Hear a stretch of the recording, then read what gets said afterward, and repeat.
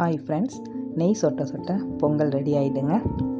மெதுவடை சாம்பார் வைக்கிறதுக்காக பருப்பு வச்சாச்சு. இதில் வெண்பொங்கல் இருக்குது. விசில் அடங்கினோடனே எடுக்கணும். அதுக்கு தேவையான தாளிதம் இந்த பக்கம் இருக்குங்க. தாளித்து விட்டாச்சு. இது வடை மாவுங்க. கொழுக்கட்டை ஆவி பறக்க எடுத்து வச்சுருக்கேன். உங்கள் வீட்டில் என்ன நெய்வேத்தியம் செஞ்சீங்க அப்படின்னு எனக்கு சொல்லுங்கள். இது கொழுக்கட்டை ரெடி பண்ணிக்கிட்டு இருக்கோம். பூரணம் மாவு எல்லாம். பாயசம் ஃபஸ்ட்டே வச்சுட்டேங்க. அது நல்லா இறுகி போயிட்டு இதில் இப்போ நம்ம தேவையான அளவு பால் சேர்த்து லிக்விடாக மாற்றிக்கலாங்க. நமக்கு எந்த அளவுக்கு வேணுமோ அந்த அளவுக்கு லிக்விடாக மாற்றி வச்சுக்கலாம்.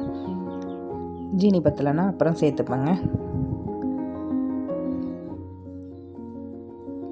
முந்திரி பருப்பு ஏலக்காய்லாம் போட்டு இப்படி தாங்க பாயசம் ரெடி பண்ணி வச்சுருக்கேன். ஃபஸ்ட்டே பாயசம் தான் வச்சேன். சாமிக்கு மருதாணி அரைக்கிறதுக்காக மருதாணி எடுத்து வச்சுருக்கேன். இந்த மருதாணியை நம்ம அரைச்சி சாமிக்கிட்ட வச்சு பூஜை பண்ணுறதுக்காக வச்சுருக்கேன். வெண்பொங்கல் விசில் அடங்கிட்டுங்கிறதால தாளிச்சத்தை அதில் சேர்த்து கலந்து விட்டுட்டேன். தேவையான அளவு நெய் சேர்த்துடலாங்க. இது மருதாணி நம்ம வீட்டிலே உள்ளதுங்க. சின்னோண்டு கன்று தான். நான் அரைச்சப்பயே பாருங்கள் என் கை எந்த அளவுக்கு செவந்திருக்குன்னு. நம்ம வச்சதில் ஒரு பலன் நமக்கு கிடச்சிதுன்னா அது எவ்வளோ சந்தோஷம்.